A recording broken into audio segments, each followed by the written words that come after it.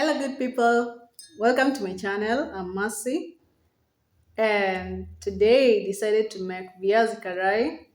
I'm going to show you the process. It's very easy. Yeah, I made Viazi Karai for breakfast. Oh my goodness, so yummy. You can serve with chili sauce, tomato sauce, whatever sauce you have, or you can use ukwaju. Yeah,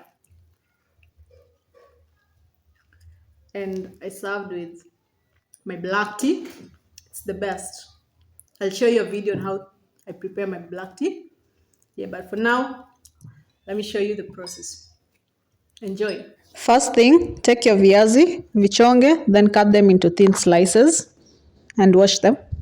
Chukua unga, weka kwa bakuli, alafu ongeze chumvi tu kidogo. And then take your food color. Inaweza kuwa ya red ama yellow, yenye una prefer. Mi prefer food color ya yellow. Yeah, so eka kidogo tu kwa hiyo unga na chumvi, alafu koroge. And then hakikisha imekorogeka vizuri. Alafu sasa chukua maji yako. Ongeza tu maji kidogo yenye itaweza kutengeneza a thick paste yenye you'll be able to mix your viazi well and make sure your thick paste imekorogeka vizuri kabisa, haina lumps.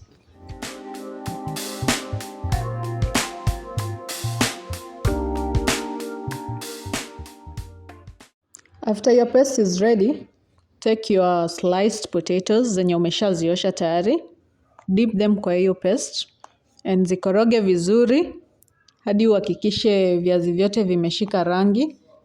Zimeshika hiyo paste vizuri. And while you are doing this, mafuta yako yanafaa yakuwe yako kwa moto, yana heat, but make sure yasi heat sana kwa sababu viazi vyako vitaungua. Yeah.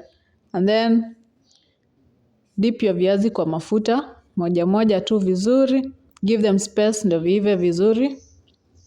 Alafu vipatie some few minutes, utaona zimeanza kukauka and you will know your viazis are ready. And turus, your viazis are ready. Ukizitoa kwa mafuta, hakikisha umedrain ndio the excess oil itoke. Yeah, and you can serve your potatoes.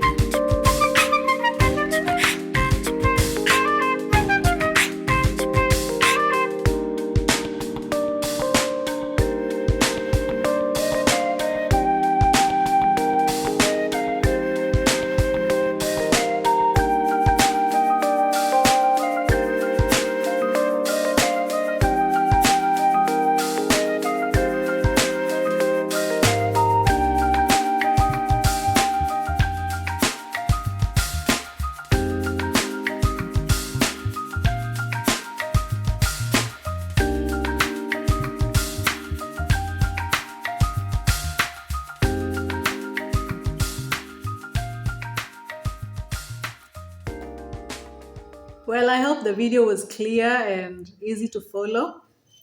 So thank you for watching, and if you're new, please subscribe to my channel, hit the notification bell, and also share the video to your friends and to your loved ones. And give this video a like, comment below, let me know how the video is. And yeah, see you next time. Let me enjoy my breakfast. And thank you so much for watching. Bye bye.